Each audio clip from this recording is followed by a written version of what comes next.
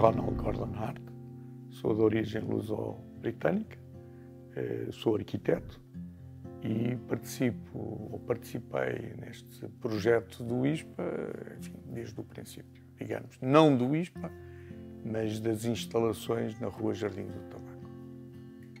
O ISPA veio à baila por um convite do Carlos Cordovil, que antigamente funcionava e era cá diretor, e que um dia, através de um amigo comum, me ligou e perguntou: olha, estamos com um projeto para o ISPA e queríamos saber se estarias interessado em participar. A minha ligação com a parte de educação tem sido ao longo, enfim, 43 anos de profissão, muito extensa. Na altura estava de volta da escola americana e obviamente me interessou entrar neste mundo que, sendo pequenino na altura, porque o ISPA era muito reduzido, tinha, digamos que em metros quadrados, tinha 1.300 metros quadrados, sensivelmente, e depois assisti ou participei nesta evolução de quando saí do ISPA, ele tinha 18.000 metros quadrados. A evolução foi errática porque partiu do princípio que se conseguiam comprar os espaços adjacentes àqueles que existiam. Foi, no fundo, montar um puzzle em 3 dimensões e gigante para conseguir fazer uma coisa que nunca seria muito homogénea, mas que, sendo labiríntica, era a sua maneira de ser. Portanto, criámos escadas, criámos elevadores, criámos tudo para que, com o tempo, que isto ainda levou quase que 20 anos, no fundo, conseguirmos fazer aquilo que era a missão do antigo reitor, que era o Frederico Pereira, que eu admiro muito, admirava, e que tinha uma visão da educação que eu acho que era única. Ele achava que não era só aquilo que os alunos levavam daqui da parte didática, mas era toda uma experiência de vida que era fundamental para eles apreciarem aquilo que é serem psicólogos, que era esse o objetivo, não é? Mas, quer dizer, como se presume que o psicólogo tem que entender um pouco da vida de cada um, quanto maior formação exista da parte do psicólogo, mais fácil é, obviamente, de entender as dificuldades da vida. A minha experiência no ISPA foi única. Eu nunca imaginei, quando comecei, o caminho que isto iria seguir, porque obviamente ninguém adivinhava, não só a capacidade de evolução dos espaços, mas obviamente do impacto que isso tinha em termos do ISPA e do financiamento que exigia. E, portanto, quer dizer, foi uma surpresa constante, não é? Porque chegou a uma altura em que todas as semanas me ligavam a dizer: olha, temos mais uma fração, olha, vai haver mais uma fração. E depois a dificuldade era tentar montar o tal puzzle, não é? Quer dizer, que era como é que isto, com tantos espaços espalhados, conseguia funcionar de uma forma inteligente, não é? Foi uma grande luta, porque muitas vezes tínhamos que estar a aguardar que houvesse uma ligação com o espaço que se tinha adquirido, porque não era imediata. E, portanto, enfim, fomos crescendo de uma forma, em determinadas alturas, de uma forma assustadora. Fizemos coisas únicas, que foi nas férias da Páscoa, as férias de Natal, tínhamos que mudar toda uma zona de salas de aula porque era necessário. Portanto, em 3 semanas mudavam-se 300 metros quadrados de equipamento, mudava-se tudo e mais alguma coisa. Portanto, um esforço incrível de toda a gente que, obviamente, participou. E, enfim, eu sentia um enorme apoio da parte da reitoria, porque conto uma história sugênere. Na altura que estávamos a tratar neste caso foi do refeitório, em que estávamos a escolher já mobiliário, porque o refeitório estava praticamente concluído, e o Frederico Pereira perguntou-me: olha, e como é que vão ser as mesas? E eu disse: as mesas estão cá. Ele olhou assim para mim: mas estão cá aonde? O quê? Para quê? Não, as mesas estão cá, eu vou adaptá-las e vou reaproveitá-las, porque acho desnecessário estarmos a gastar dinheiro numa coisa que já existe. E ele dizia: mas olha, podes gastar o dinheiro se achares que melhora alguma coisa. Eu disse: não acho que melhore nada, e acho que é poupar, porque se calhar vamos gastar noutras coisas que são mais importantes do que as mesas. E assim aproveitámos umas estruturas de ferro existentes, de alguma forma também modernista, mudámos-lhe os tampos e dá-me a ideia que ainda são as que hoje subsistem. Portanto, acho que foi uma boa aposta nesse aspecto. Mas, quer dizer, o que acontecia nesta relação da reitoria comigo era muito isto, era tentarmos, aproveitando ao máximo o que existia, que em muitos casos não era nada. É o caso da biblioteca, que nasceu da procura incessante de arranjar um espaço condigno para se guardarem os milhares de livros que havia, e toda a produção que o ISPA tinha, e não sei, presumo que ainda tenha, e que não havia espaço para ele. Estava tudo em caixotes, armazenados, em montes de coisas e tal. E, portanto, quando descobrimos um sítio que era viável, foi para aí que apontámos. Durante a construção desse espaço, chegámos à conclusão de que poderíamos ocupar um espaço paralelo. E aqui foi, juntamente com o Carlos Lopes, que ele sempre assumiu essa ligação com a biblioteca, descobrimos uma forma de, criando espaços de utilização diferenciada, em termos de barulho, menos barulho, mais privado, menos privado, mais... enfim, tentarmos nestes espaços, tentarmos arranjar essa função, que tem tudo a ver com a biblioteca, não é? Porque uma biblioteca, o conceito é ser silenciosa. No ISPA, a nossa intenção era privilegiar, obviamente, o silêncio, mas não era o mote essencial. Criámos uma zona para trabalhos comuns, em que as pessoas poderiam falar, isolada de outras, em que se pedia para que realmente as pessoas não incomodassem o próximo. E assim nasceu o ISPA, a biblioteca do ISPA, em que foram concebidas mesas próprias para a leitura, em que, enfim, se procurou adequar as cadeiras de uma forma condizente com alunos do ensino superior e não propriamente dito crianças. Não é que tenha nada contra as crianças, mas a atitude foi, pelo ISPA, completamente diferente. Não é? Questionou-se muito terem cadeiras forradas de tecido. Foi levantou várias questões este tema. E, na realidade, quem acabou por defender foi o Frederico Pereira, que disse que estava a criar adultos educados, civilizados, e que, portanto, queria-lhes dar condições para que eles o pudessem demonstrar. E assim nasceram as cadeiras forradas no ISPA.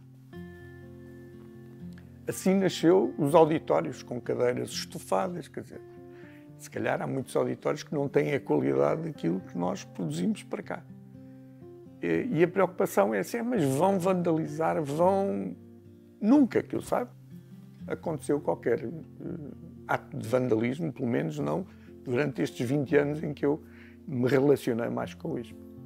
E, portanto, eu acho que ele venceu por isso. O outro aspecto era a parte educativa, o facto do ISPA ter estado sempre rodeado de arte.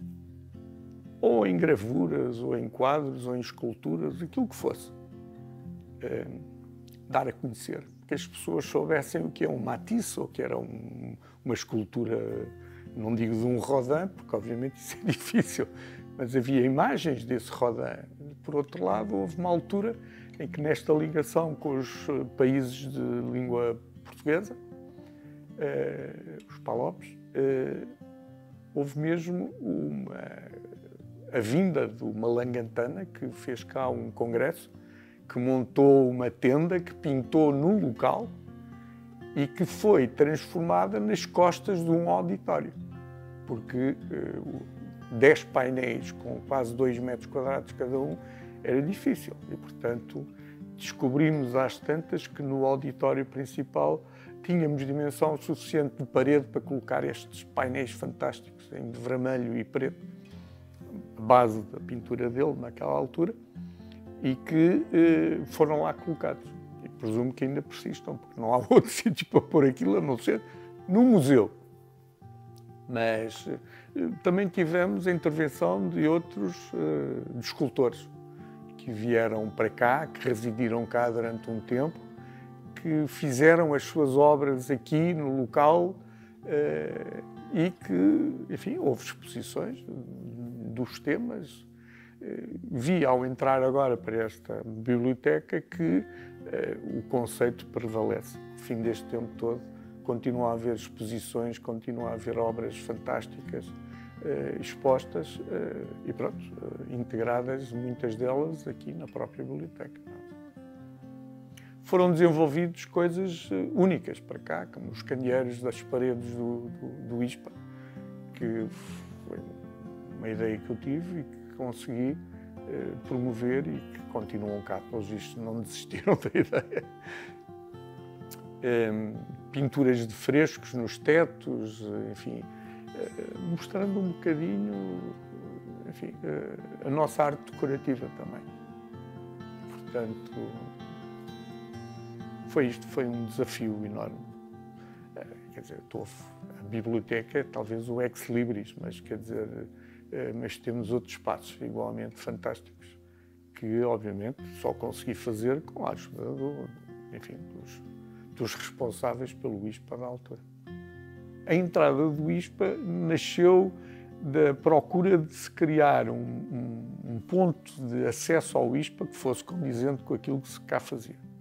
Nessa altura já estávamos vários anos de construção e transformámos uma loja de batatas naquilo que é a entrada do ISPA, em que foram feitas as escadas de mármore, em que se transformou aquele espaço todo, ligou-se com o andar de cima, para que a entrada do ISPA fosse uma coisa marcante. E depois sobraram-nos uma série de paredes que não havia o que fazer.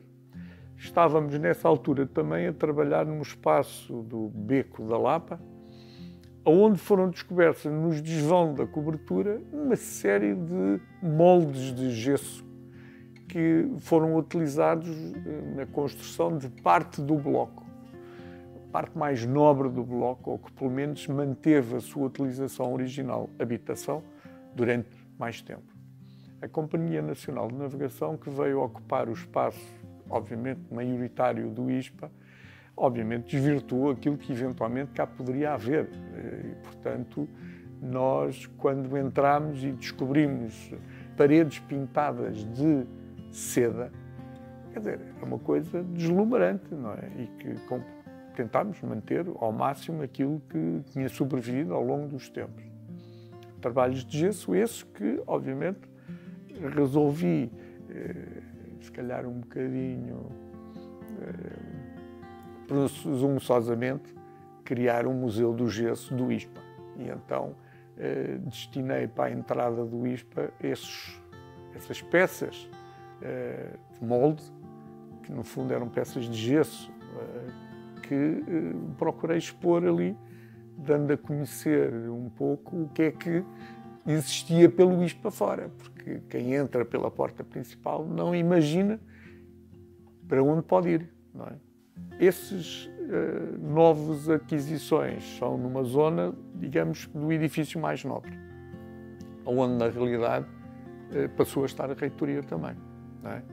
Presumo que ainda continue por lá.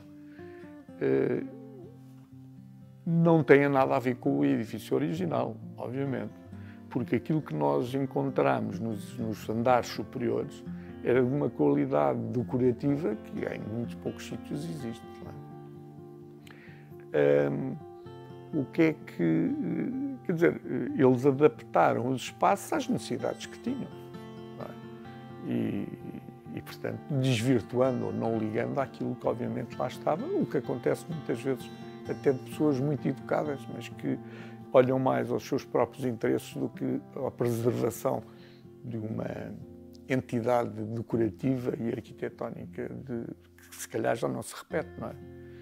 Porque mesmo as técnicas que havia antigamente para fazer as coisas, hoje em dia também se fazem, mas fazem-se de uma forma, obviamente, muito menos exigente da parte laboral.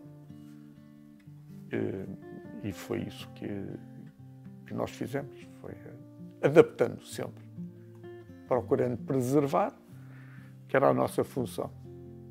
Bem, a parte imobiliária, já não há por onde a gente avançar, a não ser que se compre o próximo bloco ao lado. Eu penso que o ISPA é muito importante na parte de formação daquilo que hoje em dia cada vez precisamos de mais. Somos psicólogos, aprendermos a trabalhar com a nossa própria mente, com o nosso ser, na ligação com os outros. É engraçado que eu tenho algumas clientes ispensos, ainda hoje, e que ficaram admiradas quando eu lhes disse que, na realidade, é psicólogo. E onde é que formou? No ISPA. Então, se calhar conhece o meu trabalho. Ficaram assim. Qual o seu trabalho? Enfim, fui o autor da mudança do ISPA. Enfim, as pessoas ficam admiradas, não é? Se calhar não estavam à espera. Mas olha, eu acho que a evolução do ISPA só pode ser para cima, não é? Quer dizer, porque vocês são conhecidos internacionalmente. Vocês fazem estudos internacionais, com envolvimento de outras escolas. A ligação com os PALOPs é uma coisa fundamental na transmissão de conhecimentos e formação de pessoas, isso tudo. Portanto, eu não vejo, quer dizer, que não possa ser um progresso ascendente na vossa evolução educacional. Se calhar volto atrás um bocadinho e volto ao Frederico Pereira, porque ele dizia que as pessoas, para valorizarem o edifício onde são educados, têm que ter orgulho nele. E têm que ter o orgulho ao ponto de conseguirem trazer as famílias para dentro do ISPA. E foi o que aconteceu. Foi, portanto, para mim é isto, é a relação não só educacional, mas é a relação humana, é a relação espiritual, digamos assim, porque aquilo que se fez aqui une as pessoas. Não é? E eu acho que os ispianos têm muito orgulho em ser.